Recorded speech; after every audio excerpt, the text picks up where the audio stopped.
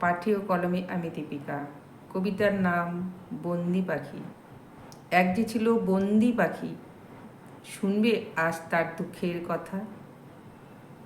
শোনার পরে দেবে না তো পাখিটাকে অযথা ব্যথা। বন্দি পাখি খাঁচায় থেকে মুক্তি পেতে চায়। মুক্ত পাখিকে খাঁচার পাশে দেখে খুব মজা পায়। মুক্ত পাখি রোজ আসে খাঁচার পাখিটির পাশে। মুক্ত পাখিকে দেখতে পেলে বন্দি পাখিটি প্রাণ ভরে হাসে। মুক্ত পাখির মিষ্টি কথা মনেতে দিল ঠাঁই। বন্দি পাখি ভাবে মনে মনে, এবার মুক্ত পাখির মতো আমার স্বাধীনতা চাই।